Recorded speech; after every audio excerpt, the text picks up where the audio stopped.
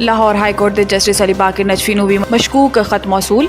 ज़राए के मुताबिक जस्टिस अली बाकर नजफी नूं मिलन आले मशकूक खत के बाद लाहौर हाई कोर्ट के जज साहिबान नूं मिलन आले खतूत की तादाद 6 हो गई। ज़राए का दसना है कि मशकूक खत CTD के हवाले कर दिता गया है। याद रहे कि लाहौर हाई कोर्ट के जजिस के अलावा सुप्रीम कोर्ट ते इस्लामाबाद हाई कोर्ट के जजिस नूं भी मशकूक धमकियामेज़ खतूत मौसूल होए ने।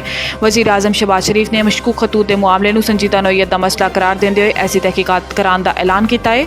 दूसरी जानिब ज़राए का दसना है कि CTD नूं खतूत मिलन आले पाउडर की फॉरेंसिक रिपोर्ट मौसूल हो गई है। खतू मिलन आले पाउडर आर्सेनिक की मौजूदगी का इंकशाफ होया है। ज़राए के मुताबिक रिपोर्ट खतूत मौजूद पाउडर आर्सेनिक की मिकदार 10% पाई गई। पाउडर आर्सेनिक की 70% जायद मिकदार बहुत जहरीली होंदी है। ऐसे सुंघन तो इंसान के असाब पर शदीद असर पैंदा है। रिकॉर्ड $1 अरब की सरमायाकारी मुतवक्को। वज़ीर आज़म कल सऊदी अरब जाएंगे। ज़राए के मुताबिक वज़ीर आज़म शहबाज शरीफ सऊदी अरब के दौरे सऊदी वली अहद मुहम्मद बिन सलमान नाल मुलाकात करेंगे, जिदे दोनों ममालिक के दरमियान मुख्तलिफ प्रोजेक्ट्स से बातचीत की जाएगी। ज़राए का कहना है कि वज़ीर आज़म के दौरा सऊदी अरब के दौरान मुख्तलिफ तरक्याती प्रोजेक्ट्स को हतमी शक्ल दी जाएगी, जबकि सऊदी वली अहद मुहम्मद बिन सलमान को दौरा पाकिस्तान को भी दावत दी जाएगी। ज़राए के मुताबिक रिकॉर्डिंग के सऊदी अरब की जानिब $1 अरब की सरमायाकारी मुतवक्को है। इसके अलावा सऊदी अरब के नाल ज़राअत समेत दीगर मुतअद्दिद शोबाएं भी ताउन जारी है।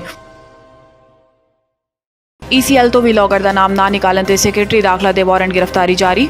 इस्लामाबाद हाई कोर्ट ने वीलॉगर का नाम ECL तो निकालन की दरखास्त से अदालत ने सेक्रेटरी दाखिला तो रिपोर्ट तलब की थी। अदालती अहकामात के बावजूद वीलॉगर का नाम ECL ना निकालन ते इस्लामाबाद हाई कोर्ट ने बरहमी का इजहार करते हुए सेक्रेटरी दाखिला तो 1 घंटे रिपोर्ट तलब की थी। जस्टिस सरदार एजाज इसहाक ने पूछा सी कि सेक्रेटरी दाखिला वजूहात दसन के वीलॉगर का नाम ECL तो क्यों नहीं निकाला गया। फाजिल जलजदा कहना सी कि अगर तसली बख्श जवाब ना मिला तो आज ही तो अदालत की कार्रवाई होएगी।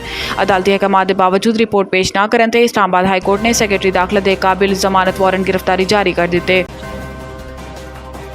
पख्तूनख्वा PTI हिमायत याफ्ता उम्मीदवार ने 2 हल्कों के इंतखाबी नताइज चैलेंज कर दिते। सूबाई असम्बली के हल्का PK 72 ते PK 82 तो PTI के हिमायत याफ्ता उम्मीदवार महमूद जान ते कामरान पंगिश ने इंतखाबी नताइज को इलेक्शन ट्रिब्यूनल चैलेंज कर दिता। इस हवाले तो अली गोहर दुरानी एडवोकेट की वसातत तो पटीशन दायर कर दी गई है।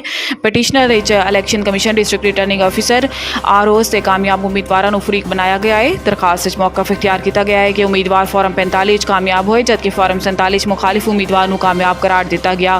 फॉर्म 45 DROs से ROs ने तब्दीली की ते नताइज तब्दील किए। दरखास्त दस्या गया है कि फॉर्म 45 ते फॉर्म 46 प्रिजाइडिंग अफसरान के दस्तखत फर्क है। ROs से हल्का तो कामयाब होने वाले उम्मीदवारों की मिली भगत नताइज तब्दील किए गए ने।